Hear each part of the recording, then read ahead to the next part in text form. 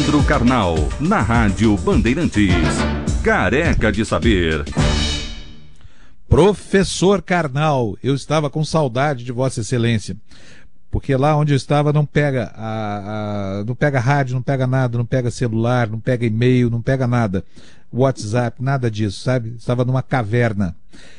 Professor, já pensou se existe isso, um lugar como esse, hein? Mas existe, viu? Existe. Ainda bem que ainda existe algum lugar no planeta Terra que você está livre de radiofrequência. Mas o tem outro que descer lugar muito... que você pode tentar é a minha sala na Unicamp. Lá não pega celular nenhum também. Eu tento pensar lugar em vender minha sala para o governo do estado isolar líderes de crime organizado, porque ela nunca pega celular. Oh, mas não vão botar ninguém lá, viu? Porque o propósito não é esse. Professor, olha, a gente estava falando sobre Venezuela aqui, e existe muito prurido dos líderes políticos, da diplomacia brasileira, até ao redor do continente, por causa desse fetiche que se criou durante os governos de esquerda aqui na Argentina, etc. E acabaram sacralizando a Venezuela como se ela fosse assim, uma experiência divina, né? Agora, eu quero saber do senhor, basta um país realizar eleições para que seja considerado a democracia, ou o limite já foi rompido há muito tempo? A Venezuela já deixou de ser uma democracia há muito tempo. Na minha opinião, é isso. Agora, eu queria conhecer a do senhor, que é historiador e tem o condão de tanto saber em suas mãos, assim, professor. Esclareça, por favor. Olha, a nossa grande questão política é acreditar que o voto referenda a legitimidade, ou seja, o Ocidente se baseia na ideia democrática do voto. Nós temos que pensar que isso não é tão unânime assim. A filosofia clássica, especialmente Platão, por exemplo, desconfiavam muito da democracia ateniense, elogiavam muito o governo autoritário de Esparta. Jorge Luiz Borges chamou a democracia de superstição numérica, ou seja, valia uma espécie de crença de que a maioria faria o bem. Hitler foi eleito legalmente para formar um governo na Alemanha de Weimar, que se tornaria a ditadura nazista. Mussolini foi chamado legalmente pelo rei, dentro do sistema parlamentar italiano, em 1922, para formar um governo. Quer dizer, também as eleições consagram questões autoritárias. Numa eleição na qual, por exemplo, existe um amplo controle dos meios de comunicação, numa eleição na qual a oposição está amordaçada, numa eleição com ameaças de toda a espécie, é difícil dizer que o que ocorreu na Venezuela, a vitória de Maduro, em meio a uma violência que pode ter matado 14 pessoas, seja uma vitória da democracia. Mas mostra um país muito dividido. Um país bastante dividido. A Maduro só resta o caminho de fazer o que no Brasil se chamava parlamentarismo às avessas, ou seja, fazer com que as urnas consagrem uma situação de poder de fato, porque a Maduro só resta o caminho do isolamento diplomático e da imposição da vontade, porque ele não tem o carisma do seu antecessor Chávez e não há condições econômicas de manter esse modelo bolivariano, e a direita na Venezuela também não é uma flor que se cheire. As elites venezuelanas tradicionalmente são problemáticas, mais até do que no resto do continente, porém a Maduro só resta o caminho de aprofundar sua tirania mediante o referendo das urnas. Então ele vai decidir candidatos, ele vai decidir linhas e vai submeter às urnas quando ele tiver certeza que pode vencer. Como acontecia no Brasil parlamentar do século XIX, no qual um partido, por exemplo, os Saquaremas ou os Luzias, chegava ao poder, dissolvia a Câmara e convocava através da violência eleições, as de 1840 ficaram famosas como eleições do cacetete, convocava eleições para confirmar uma situação já existente. Nesse caso, as urnas na Venezuela invocam uma tentativa de legitimar o que deixou de ser legítimo há bastante tempo. E hoje, lendo na Argentina de manhã declarações da ex-chanceler, chamada de a Tigra pelo presidente da Venezuela, ela diz: não há planos para o modelo do presidente da Venezuela ser derrubado, não há ideia de transição, é uma construção de um projeto político para permanecer no poder. Então, infelizmente, considerando que é um grande país, uma tradição política riquíssima, a Venezuela vai ter o caminho da polarização cada vez maior, o risco da guerra civil e da ditadura cada vez menos necessária para se embasar em eleições, infelizmente.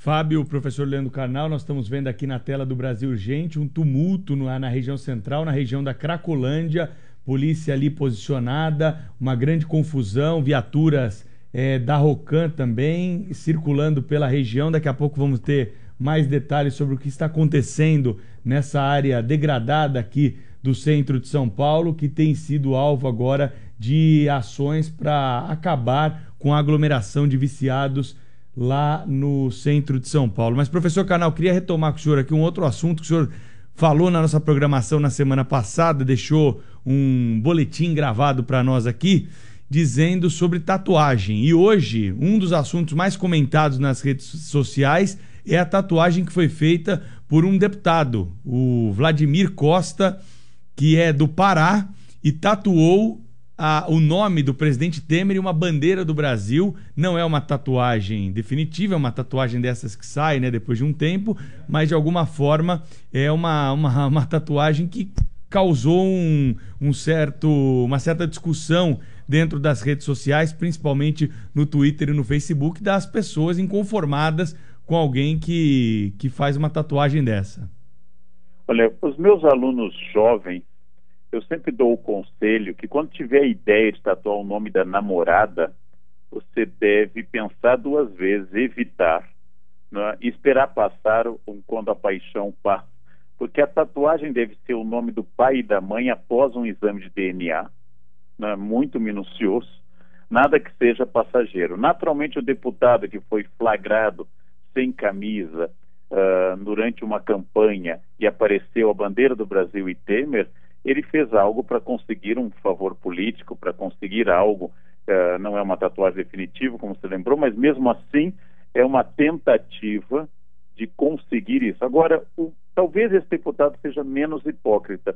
O problema nesse momento é um grande número de deputados que tem Temer gravado no coração e não no ombro, né? E essa é definitivo. Esse talvez seja o problema, daqueles que não têm nem a coragem de mostrar sua preferência política. Uma parte do Brasil está pagando o preço de elevação de impostos como da gasolina, porque Temer tem que pagar o custo altíssimo da venda do seu governo. Para sobreviver, está sacrificando tudo. Né? Eu sou a favor da tatuagem que esse deputado fez, viu? Eu acho que o senhor devia até escrever na testa, sabe? Igual fizeram com aquele sujeito aqui. E aí, mas aí é que está o problema. Tem que ser tatuagem verdadeira, porque na época da eleição, essa tatuagem já se apagou e o deputado com certeza vai dizer que ele quis escrever ali é o verbo temer, de temer a Deus, entendeu? Exatamente. Temer o eleitor, essa coisa toda. Porque, olha, esse deputado Vladimir Costa é aquele brutamontes que fica chamando de o que foi que o Sérgio Sveiter lá no Rio, ele desacatou o sujeito, chamou de burro, não sei o que mais, ele é um total troglodita, né? Então seria bom que ele mantivesse uma marca talvez na testa, sei lá qual é a posição contra ou a favor Temer, tanto faz, para que depois possa prestar contas da sua posição ao eleitor, né? A ideia de tatuar no ombro não é ruim, o problema é que no ombro você põe uma camisa, ela fica indelével, fica invisível, né? Enfim. Agora existe um filme, e a ficção sempre antecede a realidade, Os Bastardos Inglórios, no qual um comando americano tem por missão gravar na testa dos nazistas que começam a fugir do colapso do totalitarismo de Hitler, a botar uma suástica na testa para que eles não possam, depois da guerra, se passarem por outra coisa. Todo o esforço é esse. Eu também não sou contra as pessoas enunciarem suas preferências políticas, mas como a coisa mais flexível do planeta é a espinha dos políticos, e ela pode ser dobrada ao infinito, como você bem lembrou, isso vai ser citado como uma frase bíblica, né, sobre temer a Deus, temer as bons. Ou seja, esse é o grande problema. Pelo menos esse deputado está exibindo sua preferência política. Não há um problema nisso. O problema é a grande quantidade de deputados que não diz, mas está lá sendo recebido no Planalto, aprovando emendas do seu interesse e nós pagando o aumento da gasolina para livrar Temer de um processo. Isso eu acho muito grave e um escândalo tão grande quanto Maduro está forçando as eleições na Venezuela. Professor Carnal, o problema é que agora, viu, Thaís, só para completar o assunto do deputado, ele agora passou a andar sem camisa, sabe? Tá parecendo um adolescente desses assim que usam o corpo como outdoor. Só que o corpo dele não serve mais como outdoor há muito tempo, está passado. Isso já aconteceu no passado. Um dos primeiros governantes a se orgulhar de físico foi exatamente Mussolini, que fazia aquelas campanhas do trigo na Itália e fazia colheitas sem camisa. Outro que resolveu exibir o corpo em esportes foi Collor. Parece uma certa tendência a isso. Quer dizer, eu acho que o orgulho do próprio corpo, mesmo aquele devastado pelo tempo, como é o caso do deputado, é um orgulho que pode existir. Agora, em geral, depois dos 50, convém a beleza da roupa. Professor, só para terminar hoje, eu queria muito ouvir a opinião do senhor sobre uma discussão que a gente teve a semana passada aqui nos Bastidores do Poder. Por que o senhor acha que, apesar de todas as pesquisas de opinião indicarem uma impopularidade recorde do presidente Michel Temer, e são vários institutos, várias medições, várias comparações, nunca um presidente teve tão baixa popularidade, por que não tem manifestação como a gente teve em outras épocas recentes, por exemplo? Eu acho que está visivelmente ocorrendo um esvaziamento da noção de política pública, da noção de protesto. Houve tantos protestos, houve tantas pessoas com tantas bandeiras de direita, de esquerda, contra isso, contra aquilo, que eu acho que houve um esvaziamento. E nós voltamos a uma tradição profundamente ligada ao PMDB, que é blindar o governo independente da sua popularidade. Popularidade é algo muito oscilante. Lembrando que Lula terminou com uma popularidade histórica seu segundo mandato, lembrando que Dilma, ao final do primeiro ano do primeiro mandato, era a presidente mais bem avaliada na história do Brasil após um primeiro ano de mandato. Eu acho que popularidade oscilante é, como diziam os latinos, e o Karl Orff põe na Carmina Burana, a fortuna velut luna, a fortuna varia como as fases da lua, popularidade vem e vai. Se o governo está blindado pelos deputados, tanto faz se a sua popularidade estiver em menos 20% ou em 80%, os deputados darão apoio. Porque um dos defeitos estruturais da nossa política é que Brasília foi construída também para afastar a administração da pressão popular. Porque seria impossível um presidente ser tão impopular e governar de uma janela do Palácio Catete, como é quase impossível para os argentinos governar da Casa Rosada. Ou seja, a impopularidade deixou de ser representativa. Agora, quando um deputado disser que a impopularidade tem que levar ao fim do governo, é porque ele já tem em mira uma outra formação de governo que vai usar a impopularidade para alavancar o seu projeto. Essa é a realidade da nossa política. O povo é irrelevante nessa realidade. Professor Leandro Carnal volta quarta-feira com a gente aqui nos Bastidores do Poder. Beijo, boa semana, professor. Até lá. Boa semana, até logo.